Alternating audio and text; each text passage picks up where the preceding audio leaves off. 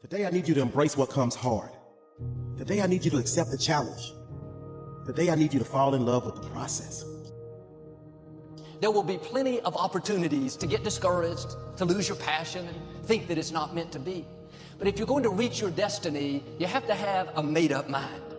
If you give up after the first time, or the 5th time, or the 30th time, what that really means is you didn't want it bad enough. There should be something you're believing for, that you are relentless. You are not moved by how impossible it looks. You're not discouraged by how long it's taking. You don't give up because people told you no. Your attitude is, if I have to believe my whole life, I am not going to stop believing. I am not going to take no for an answer. I'm not going to settle for mediocrity. I'm going to keep pursuing what's good in my heart. And ask yourself, what do I really want? What do I really want? And write it down. Writing causes thinking. Thinking creates an image. And you get these images going, you're building a vision in your mind. It's the visionaries that change the world. Think of that. But what keeps that competitive edge, what keeps you on top, is the ability to think and prepare mentally over and over and over again. The body has limitations, the mind does not. We focus so much on what goes on from the neck down that we forget it all starts from here. Everything starts from there. If you're not mentally ready, you're never really physically prepared. And that's where the preparation starts.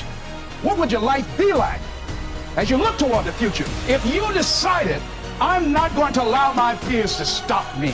And I'm saying to you, whatever you got to do it, because if you don't, life is going to whoop you until you surrender. So when you're young and you make mistakes, don't let them eat you up. Because everybody that done made it, You got to fail in order to win. Hey, look, man, to understand how to hit the game-winning shot, you got to miss the game-winning shot. You know, you got to be tough because the road to success is always under construction. It's never a clear path to success. The people who become successful are the people who have a relentless attitude. And you just got to hang in there through the bad breaks, because the bad breaks is coming, but they usually come right before the big break is about to happen. You get a series of bad breaks and it stumbles up a lot of people. My life and my success is to say to anyone, you can stumble, you can fall, you can get back up again. No matter what you face, no matter how bad it is going to be, when there is a challenge, and by a challenge I mean anything in life, any challenge, anything that you're facing, the only way to overcome the challenges that you face is to start walking. Take that step every day, no matter what you are facing. Get up and start walking. I have the ability to see the end before the beginning even begins. And what that means is I know that to get to the very end, I can see it right now. So before I went to Buds and I was losing all this weight, I saw myself walking across the stage at 191 pounds. That's what I had to get to get into the door. I saw myself 6 months, a year later, whatever's gonna take me to do it. I saw myself walking across that stage, getting that certificate of graduation from Buds. And I was able to be there at 300 pounds. And that feeling, that I was nowhere near that feeling, I was able to put myself there 1,000,000 times every day. And that feeling of like, my God, that is gonna feel amazing. That's what made me suffer. That's what allowed the pain to be real and say, this is worth it. I wanna feel for this next 18 months, it took me 18 months to finally become a Navy SEAL, to finally, just get through Buds. 18 months, it's 6 months, it took me 18. That's what woke me up every morning, was I'm gonna put myself through this much pain and suffering for a few seconds. That's all it is. A few seconds of joy. And it's so worth it, man. That's what people don't get. So I'm able to put myself at the finish line, even though I have no finish line, but at the finish line of an event before I even start the and say, how are you gonna feel at the end of this? Visualizing is my biggest tool of life. That's why I've been able to put myself in cold water, put myself in a 100-mile race millions of times before I've done it. And I'm able to go through the race and see how I'm gonna feel at mile 50. Almost to the exact exact feeling. Right, so when it comes up, it's no surprise. It's no surprise. I've already done this a million times. I recommended the last time I was here, the little book, Richest Man in Babylon. I said, I've lectured now to over 3 million people. Guess how many have actually gone and got this little book? Answer, very few. My best guess is 10%. Such an easy thing to do. This little book, number one, is easy to find. Number two, it's easy to buy. The most you can pay for it, $6, $7, $8. You can borrow that from your kids. But if it's easy to find and easy to buy, and if it's easy to read, why wouldn't everybody go get it? We don't know. I don't know. Nobody knows. Here's how profound it is. Some do and some don't. Now here's the numbers. About 10% do. We don't know the mystery of that. And I'm telling you, 10 years from now, those numbers will still be the same. The numbers don't change. Only the faces change. I used to belong to the 90% who couldn't be bothered even if it was easy. How many people have a library card? Answer, 3%. 97% couldn't be bothered. Guy specializes in happy hour, but he doesn't have a card. And now readily and quickly blames the government, blames his company, and blames the pay scale. Here's my advice to you today. Walk away from the 97%. Don't talk like they talk. Don't go where they go. Don't act like they act. Don't specialize in what they specialize in. Throw away the blame list they cling to. You got to be consciously conscious today, because your environment can hypnotize, mesmerize, and paralyze you. The other thing is, take full responsibility for your life. Oscar Wilde once said, responsibility is what we expect from somebody else. This is very true. Most people dread accepting responsibility. That's just a fact of life, and we can see it in operation every day. We can see ourselves getting hot under the collar when the dentist keeps us waiting, and we're sitting there reading old magazines when our appointment was 30 minutes ago. And we don't stop to think that we forgot to mail in this month's mortgage payment. We can see ourselves growing angrier and angrier because a business contact is supposed to call at noon, and here it is almost 2 o'clock, and the phone still refuses to ring.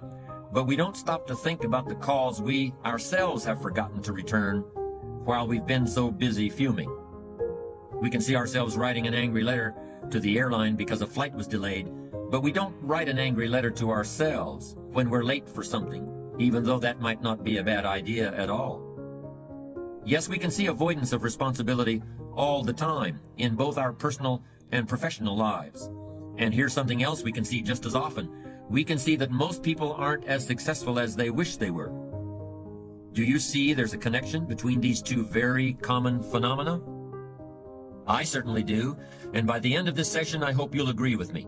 I hope you'll understand that it's in your best interests to take responsibility for everything you do. But that's only the beginning. I'm also going to suggest that many times it's even best to accept responsibility for the mistakes of others, especially when you're in a managerial or leadership role. I can hear you saying, what? Accept responsibility for someone else's mess-ups?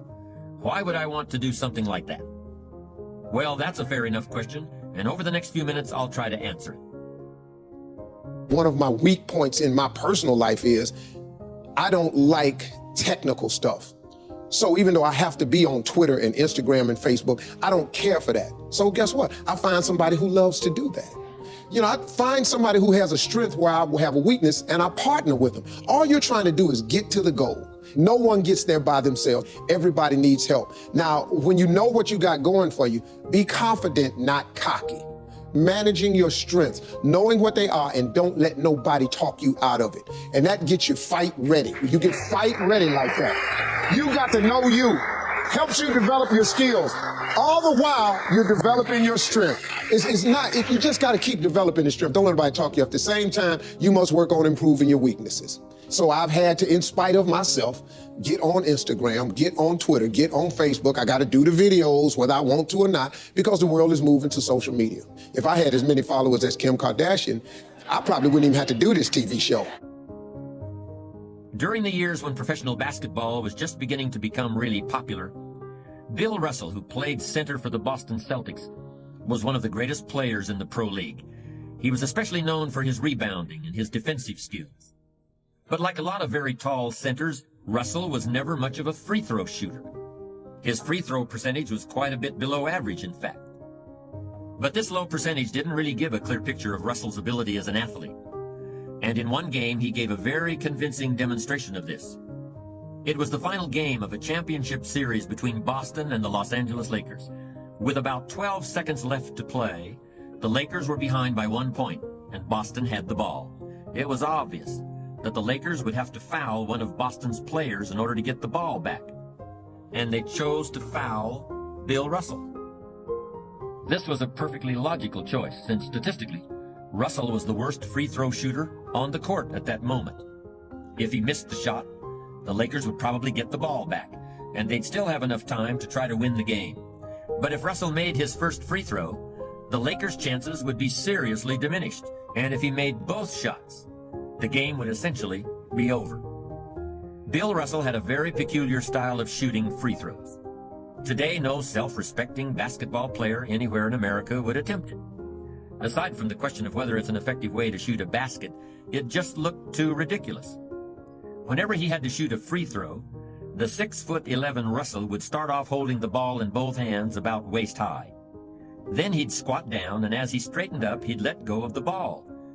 It looked like he was trying to throw a bucket of dirt over a wall. But regardless of how he looked, as soon as Bill Russell was fouled, he knew the Celtics were going to win the game. He was absolutely certain of it. Because in a situation like this, statistics and percentages mean nothing. There was a much more important factor at work, something that no one has found a way to express in numbers and decimal points. Simply put, Bill Russell was a player who wanted to take responsibility for the success or failure of his team. He wanted the weight on his shoulders in a situation like this. No possibility for excuses, no possibility of blaming anyone else if the game was lost, no second guessing. Bill Russell wanted the ball in his own hands and nobody else's.